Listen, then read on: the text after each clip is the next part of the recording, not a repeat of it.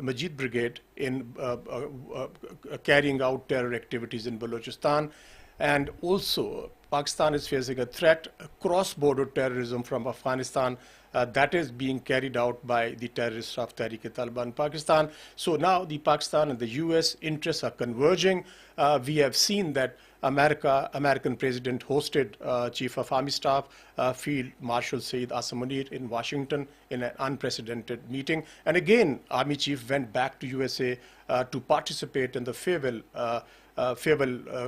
function hosted for the outgoing CENTCOM chief, where he also held meetings with the top-ranking American military commanders. This is how Pakistan and the United States are getting closer because US now realizes that Pakistan is a pivot as far as its counter-terror policy or strategy is concerned in the region. So let me go to Air Marshal retired Amir Masood Saab. Amir Masood Saab, the recent developments signify a lot. As I pointed out, that Pakistan and the US now see that their interests are converging in this particular region. And now America very clearly sees ISK as a threat not only to this region's stability, but to the American mainland as well. And Pakistan's, on the contrary, of course, Pakistan sees ISK as a terror outfit which can destabilize Pakistan. They are working very closely with the TTP terrorists. But most significantly, Amir Masood Saab, Pakistan's point of view was listened to and agreed upon when America designated these two Indian proxies in Balochistan as foreign terrorist organizations. Thank you very much. Bismillahirrahmanirrahim. Definitely, I would say that this development of designating BLA and Majid Brigade and labeling them as terrorist organizations is a significant development, and it's a big, huge success for us because these were the two vulnerable arms of India, and they were the proxies which were have been creating havoc in towards our western side. Moreover, we should also see that United States accepting and acknowledging our counter-terrorist efforts is again a success for us, for our security forces, for the government of Pakistan, whereby in previous years there had been a wedge between us and United States, and they have been doubting our efforts also. They have been labeling us at times at doing the countering insurgency and fomenting insurgency as coin-foin paradox. But definitely this development, the infamous double game, yes, of countering and fomenting both. So this definitely is a very considerable development and good for Pakistan. Moreover, I mean, you can see that the economic activities which has been generated, or which United States has also accepted being the partners in mineral exploration and all that oil exploration, which is mainly towards our western side. So this is something which has to do with those factors as well. Because remember, I mean, you cannot only counter insurgency or terrorism with force. And this is what we have been doing previously with the help of United States, and we know each other well. We know our intelligence operations very well. We have been, hand in gloves in many such activities. But it is good to see that America being stakeholders and partners in economic activity also in those regions. So it's very important, first of all, Jadoon Saab, to understand that, or to counter the terrorist, that why does terrorism starts in your soil? I mean, what is the root cause of that terrorism? And this is what we need to identify. And this the root causes. The root causes is very important. That why the youngsters they start to go to an extent where they start to become suicide bombers. And in the heart of that, if you see, is the reason of suffering, marginalization, misery, and then subsequently radicalization of these youth to an extent where they are accepting to even lay down their lives by being the suicide bombers. So this is very important for us as a nation to identify. Tira Valley is an example. I mean, Tira Valley, we were carrying out operations 25 years back also. And today also we are having the same situation over there in the Tira. Because the factor is not only to use the force. It's important that it's a strategy of clear, hold, build, and transfer.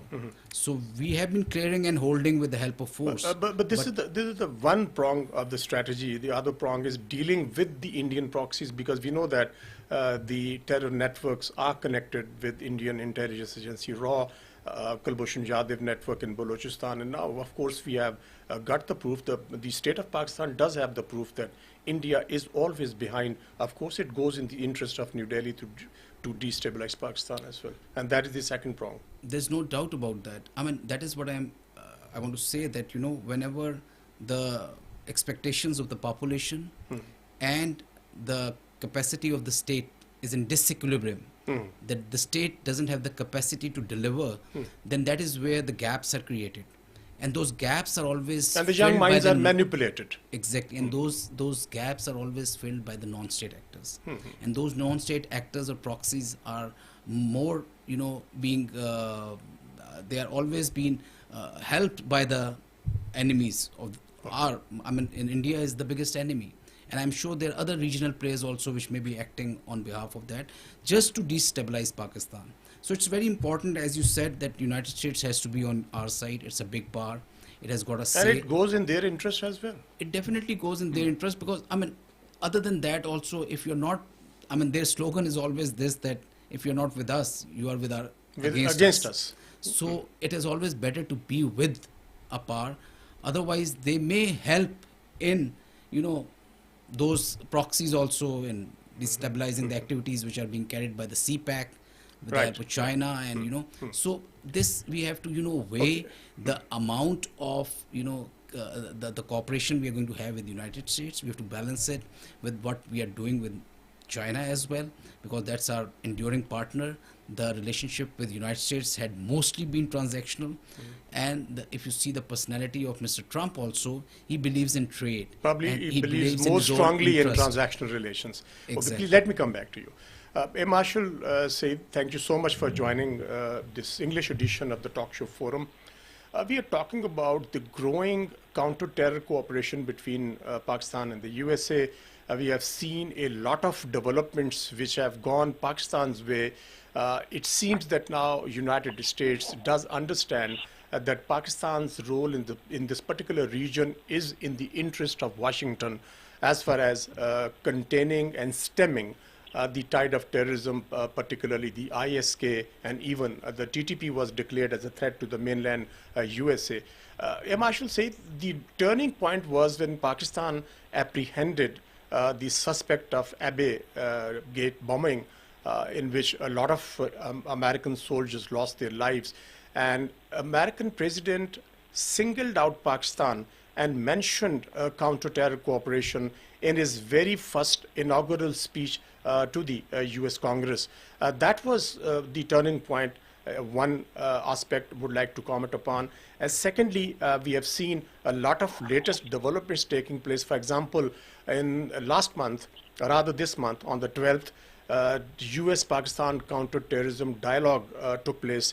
And in that dialogue, it was reaffirmed that joint efforts are needed, intel sharing is needed, capacity building is needed to stem the tide of terrorism in this region in general, in Pakistan in particular. Air Marshal Said. Bismillah ar-Rahman ar-Rahim. First of all, Javed sir, thank you very much for inviting me to this program. I think you have highlighted the points very rightly. Of late, the counter-terrorism cooperation between Pakistan and the US is on the increase. And this is because both the countries need to stabilize this region for their own interests. Like you mentioned, Afghanistan is, along with BLA and Al-Majid Brigade, is also a hub for TTP and Islamic State Khorasan. Islamic State Khorasan has nefarious designs against the US, while the TTP and the BLA have nefarious designs against Pakistan. Before this, China and Pakistan had declared these two countries as, these two organizations as terrorist organizations, but the United States was a little hesitant. I think it was due to the Field Marshal's visit with President Donald Trump as well as to the Pentagon that he was able to convince that no stability in this region can come till the time these terrorist organizations are harnessed. And that is why that though after the Pahalgam incident, America declared TRF also as a terrorist organization, but I think Pakistan's point of view was accepted very clearly by the United States by declaring DLA and Al-Majid Brigade as terrorist organizations. Now, the relationship of these two organizations with India is very crystal clear. After Pahalgam, I think to the stupidity of Mr. Ajit Doval, he openly confessed that they were funding DLA to carry out terrorist activities, especially after the Jaffa train attack. He boasted that we are the ones who are doing terrorist activities in Pakistan. Now, this was a big blow to their propaganda that they were trying for the last 15 to 20 years against Pakistan. Now, I think with the CTD dialogues on the 11th of August in Pakistan, the CTF, the Counterterrorism Force funding, will actually increase, and we will be able to, counter these terrorist organizations in a better way. Why? Because if, Javed Sahab, if you look at the weapons they are using against the Pakistani Defense Forces, they are of NATO grade weapons. They are using weapons which probably our military also does not have. And that gives them some undue advantage, especially of carrying out attacks or movements at night. So I think by the nomination of these terrorist organizations, India's open role in backing them will reduce. Also, with the CTF becoming stronger and stronger, we will have better weapons to counter these insurgent organizations. Yeah. Marshal Masood, as was pointed out, that very sophisticated weapons. You were talking about Tiraveli, and you were talking about the young people being manipulated by the hostile agencies.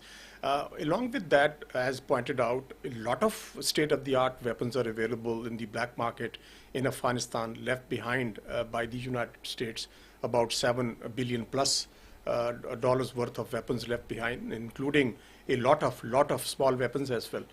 Now, it's a very, very complex situation for Pakistan, because Pakistan is not dealing with the internal threats, rather it is also dealing with the external threats.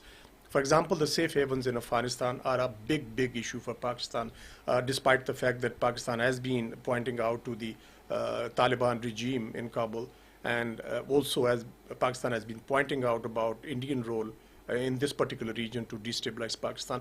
So how complex is Pakistan's counter-terror strategy given these very, very complex challenges? So whenever you are countering terrorists, there are three very important aspects which you have to keep in mind. And as they say that they are, people, guns and money. So people are the population of the area who are going to be recruited, and subsequently the guns are the weapons which you are saying, and they come with technology definitely. And the money is the financing which they keep receiving. So till the time these three things keep going, no terrorist organization can be removed or at least eradicated or destroyed. So you have to really cut all these three things to neutralize that terrorist organization. It's very important. The support system. It's very important. Then their terrorist organization structure, or their organization structure, is of two different types. Some are starfish type, in which they are different heads and keep morphing and keep evolving with the passage of time. The heads and the leadership keeps changing. And there are some like spider, in which it is a single head. Like you can see was in the case of Sri Lanka organization, in which Prabharkar was the one who was the main. He was cut, he was assassinated, and the organization died altogether. But this organization of Khorasan and TTP, they keep evolving, they keep morphing, and they keep evolving with technology, with weapons, with funding, and tactics with as well. tactics. They hide and then subsequently reorganize and reattack, and so this technology and tactics, they keep evolving in a terrorist organization. It's more like a guerrilla warfare which they actually carry out. Marshal Masood, the arena of this particular combat against terrorism is probably one of the most difficult regions in the world as well, because that is also a challenge, isn't it? Definitely. I mean, that's a big challenge. That's a big challenge. And Pakistan, I mean, if you see, has been countering that for years. I mean, the first employment of air power because was as against, compared, you mentioned, as compared to the Tamil guerrilla movement in Sri Lanka. there's a different one. It's a This is different, more of a starfish type. That's what I'm saying, that the heads are different. If one dies, the other one takes over, and there are a lot of heads over there. And the terrain. Exactly. Yes, So, I mean, and the terrain is very hostile Yes. and very favorable for the terrorist organization. I mean, Pakistan had actually the most experience of countering terrorism. The day we were independent in 1948, the first air action was done against Fakir of Hippie, in this area, if you remember. Correct. So this had been the case, and we have been using the force and the air power and the army. But what I want to say is that the most important thing, which I would like to bring into the notice of all those who are hearing, are the people and the population. Correct. The state would always try that the population should be on their side. The terrorists will always try to terrorize the population and would like to see that the people are recruited out of that population. So to know the basics and the local population is something which is very important, fundamental to countering terrorism. And secondly, I mean, if you are able to harness the population, you get the human intelligence, which is so very important for countering for countering the terrorist organization. This is what we did in Sawat, this is what we did in few other places, and we were successful. But it is very important that the population should also see that the state and the security agencies, they are legitimate in the eyes of the population. And that legitimacy is established with good governance, with good law and order situation, with, fundamental rights of the people are given to them, the justice is given to them. So that is where you see that the population will see the state and the agencies and the security forces as legitimate. And this is what we have done very successfully in Sawat, in many other places as well, whereas the Americans failed for 20 years plus in Afghanistan because the population never saw them as the legitimate rulers. And that was the reason that the population was always against them as far as the intelligence information is concerned, human intelligence is concerned. And I mean, that is the key to success. Absolutely. In the heart of every counter-terrorist operation, it is basically the population and the favor, I mean, you are able to grasp. That is winning the hearts and minds. Exactly. Air Marshal Said Khan, as being pointed out by Air Marshal Amir Masood, three big challenges Pakistan is facing, very unique challenges, because there have been terrorist movements, insurgencies in many parts of the world. But Pakistan is dealing with a very, very complex situation, as being pointed out. One is the funding, the foreign weapons, and then the very hostile terrain as well. And it's one of the most difficult regions where Pakistan is combating the terror outfits. Let me take you to the Pakistan and USA. Now, it seems to be the structured security arrangement on table between the two countries, between Washington and Islamabad. It is being done after a lot of drift between the two countries, a lot of mistrust and misperceptions about each other. Pakistan always believed, with a lot of conviction, that America, once its interests are served, leaves this particular region. Cut, loose and run policy was adopted from Afghanistan not once but twice. So Pakistan is treading a very, very careful path. Do you believe that now this drift is over? Now this is the structured security dialogue between Washington and Islamabad, and the both sides do realize that their security and counter-terror interests are converging now. America cannot defeat terrorism without Pakistan's pivotal support. So do you believe that this drift will not happen again?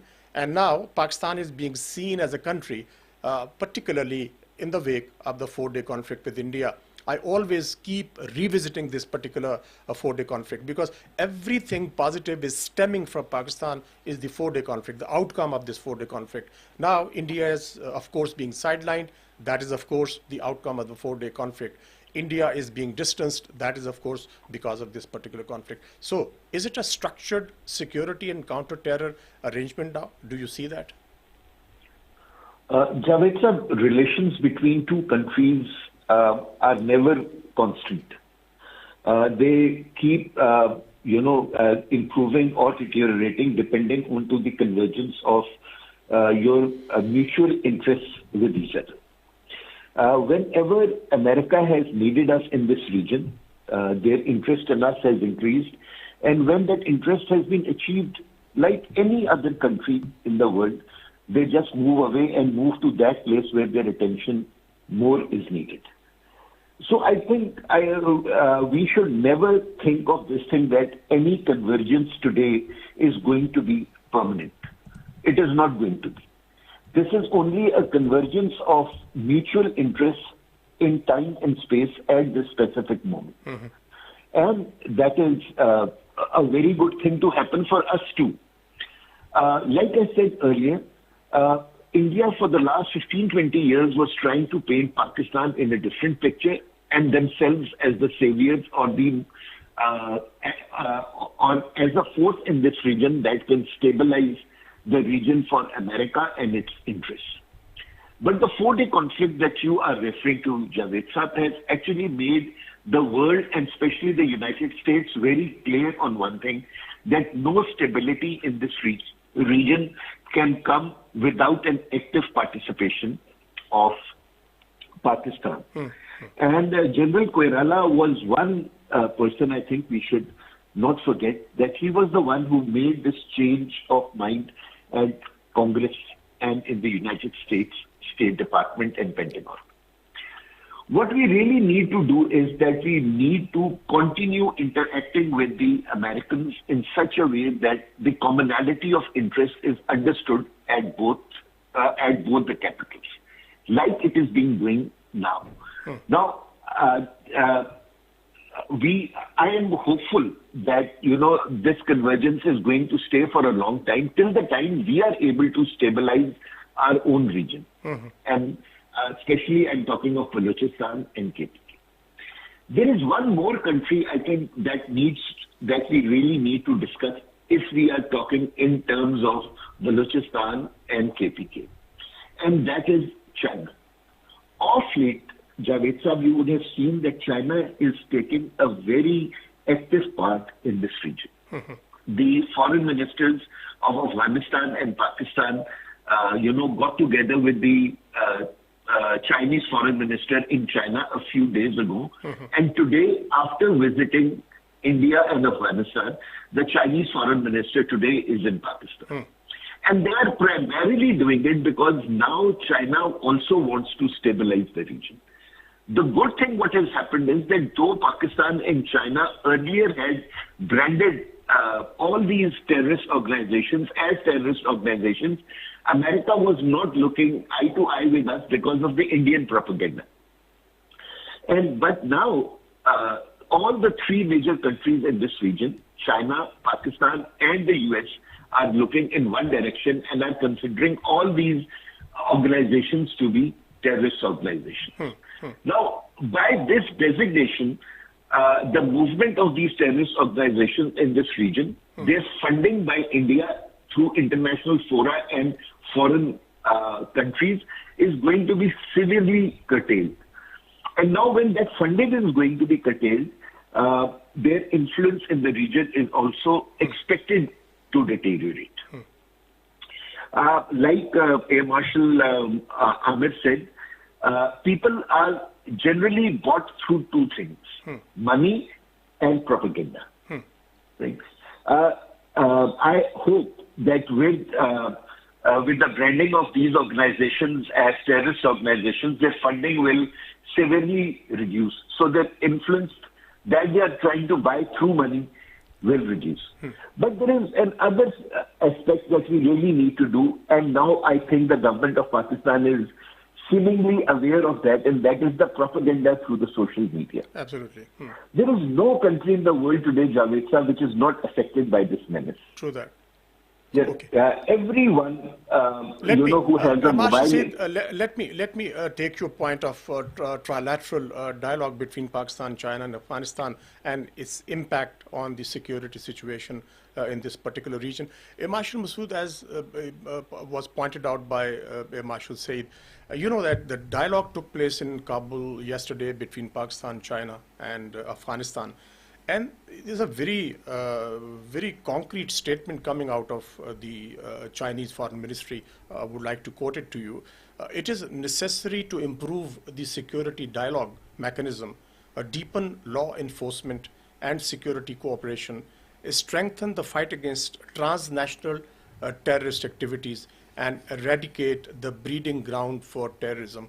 Very, very important statement. Now, if we juxtapose the Pak-USA security and counter-terror structured dialogue, and then the Chinese role, as was rightly pointed out, that China is playing a very significant role in this particular region as far as security and counter-terrorism is concerned. How do you see the two parallels and Pakistan sort of benefiting from the two sides? So, China has rather more stakes than United States in this region, because China is geographically placed here, and the regional strategy always works more and it's more important than what we talk about or we talk in terms of global strategy. The stakes are more for China, as well as it's in the interest of Chinese also that this particular region has a stability, because China believes in Belt and Road strategy, and that revival of the Silk Route through sea, through land, through air. So that Silk Route will definitely benefit China, because China is the biggest economy in this particular region and is, the second largest in the world. So the most beneficiary out of all this stability in the region would be Chinese. So this we have to understand. In last 2 months, there had been significant development, and if you see that the world is in quite a flux, but the Chinese are the ones who have gained most out of different conflicts which are taking place, whether it's be in Middle East, whether it be in Ukraine and Russia. Masood, and China also has very serious concern as far as East Turkestan Islamic movement is concerned, because that is also has its footprints in Afghanistan, and they are carrying out activities in the Xinjiang province. So, it's a commonality that the convergence of these threats Pakistan and China are facing in this region, particularly emanating from Afghanistan. Exactly. China has always been skeptical of any radicalization, whether that be in Iran, whether that be in Pakistan, or whether that be in Afghanistan, yes, and in Central Asia. So, this had always been one of the very big concerns of Chinese, and they have always taken it with iron hand, that they don't want any sort of radicalization for whatever reason that may be rhyme or reason. Yes. So they have been very much, conscious of that, and this they don't want it to become a sort of weakness on their territory as well. So what I was talking was mentioning that in the last 2-3 months, and Mushahid Hussain Saab very rightly pointed out that China has been able to win on 3 different fronts in the recent past.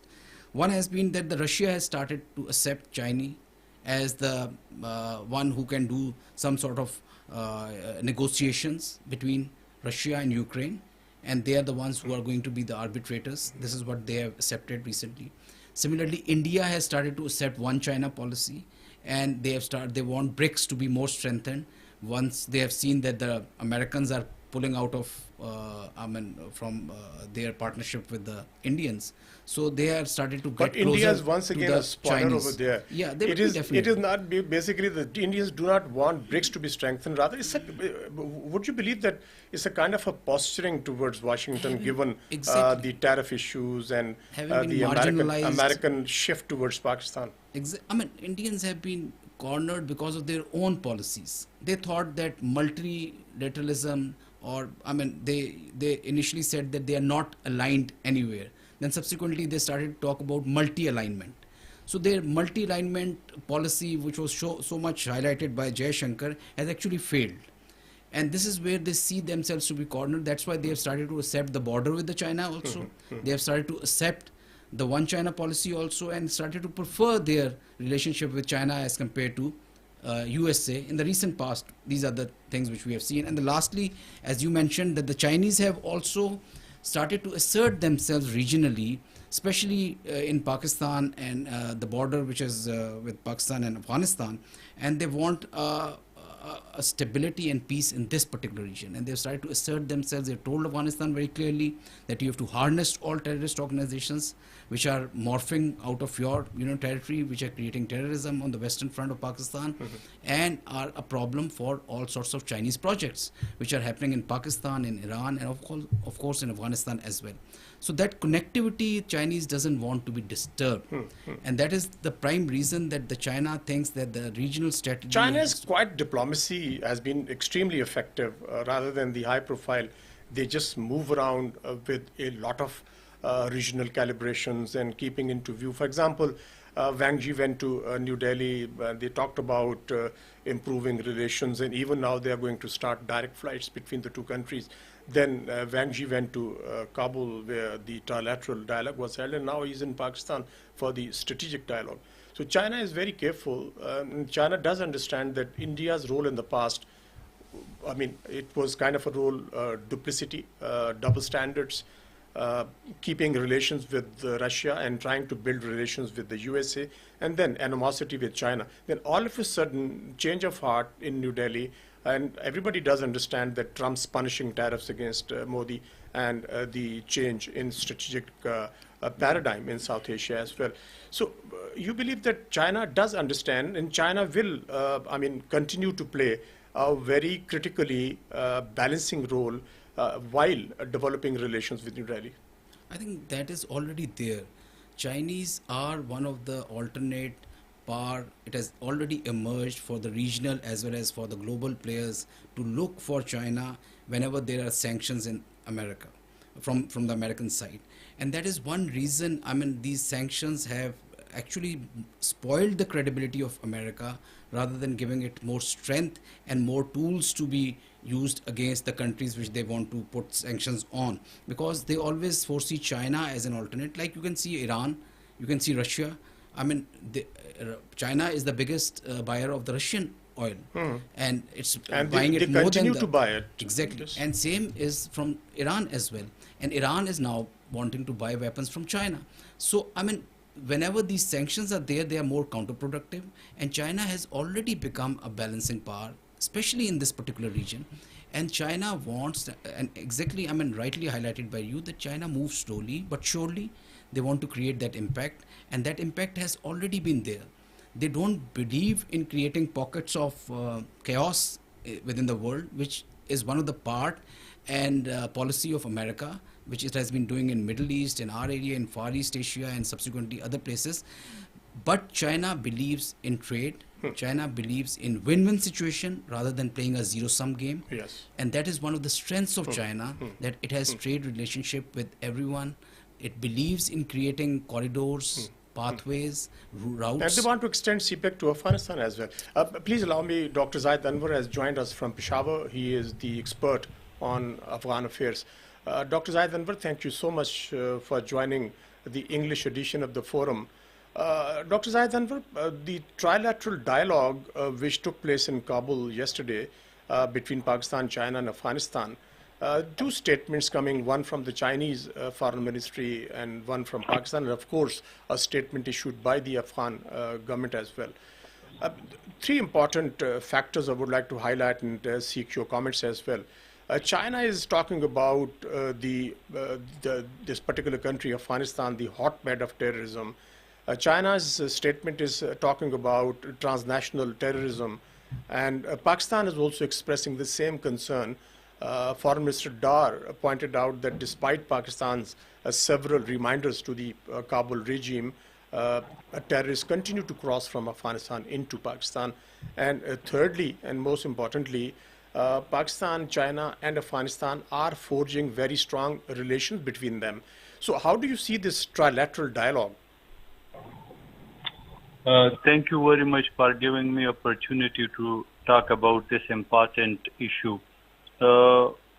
This trilateral meeting in Kabul yesterday is very important because it is a high-level meeting, and it will help a lot to overcome any misunderstanding between Afghanistan and Pakistan. And the situation, we all know that Afghanistan there is instability in Afghanistan for the last several decades, and it will take time to stabilize Afghanistan. And the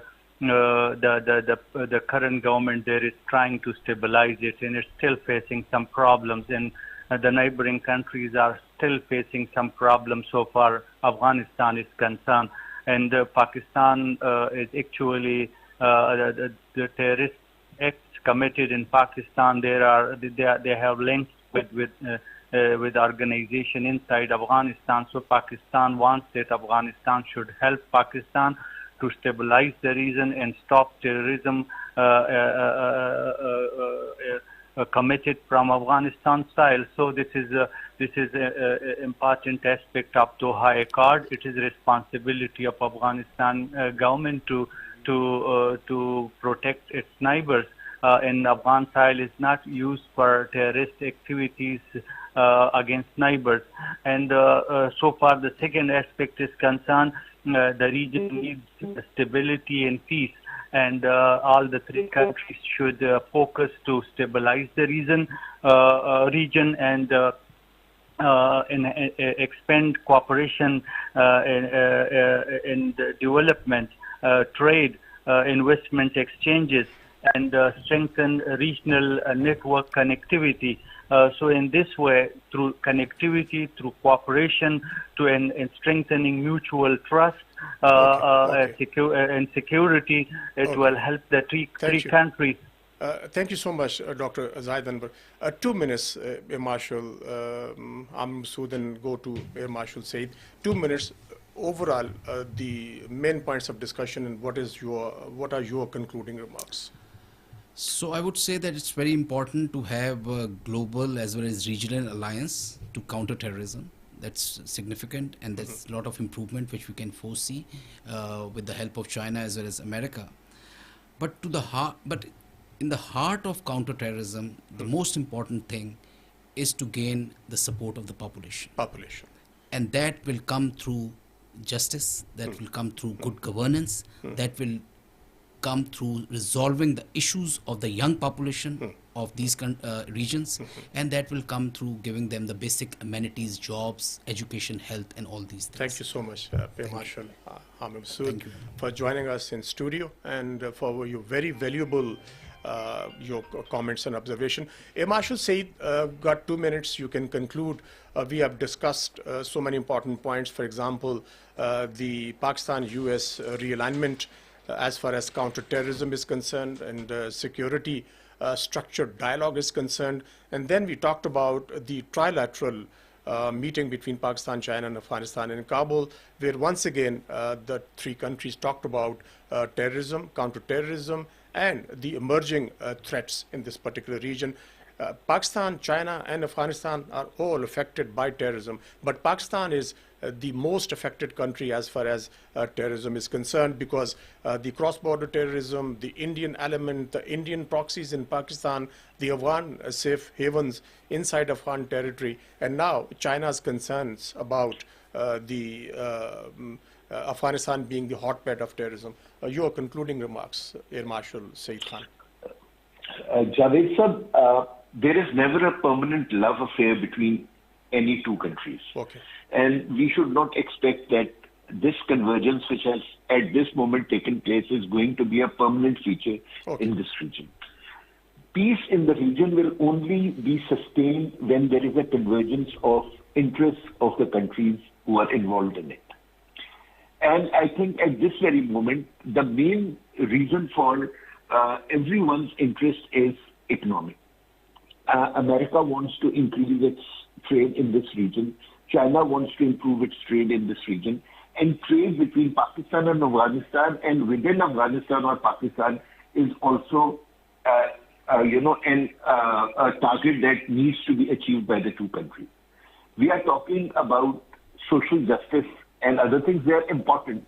But the most important thing is economic activity in those regions. And those regions can only have economic activity if there is stability and political stability in that region. We really need to work with China, America, Afghanistan, and Central Asian countries to ensure that Gwadar and other areas in this region become hubs of economic activity. If they become, then everyone in Balochistan is going to get economically benefited. The young generation that is coming out from universities will have jobs. The people in their villages will have electricity and road infrastructure. And then they will have a love and affection for the state in which they are living in. At this very moment, we have a convergence of thought between all the main stakeholders in this region. We must make an effort to continue on this path, but be aware of one thing, Javed sir, and that is that we should not become a part of a group. It should not happen that if one power pulls out of this region, we are left high and dry, like it has happened with us in the past. Right. So if we keep the interests of Pakistan foremost, I think we will not go wrong. And like we have talked several times, the three pillars of the state, the military, the politicians, as well as diplomats, we are now at this very moment looking in the same direction and ensuring that Pakistan comes first. Okay, if we continue on this path, inshallah, we will succeed. Thank you so much, Air Marshal Retired Said Khan, for your in-depth analysis and your insight into this very complex topic. With this, I'm Javed Khan Jadoon saying Allah Hafiz.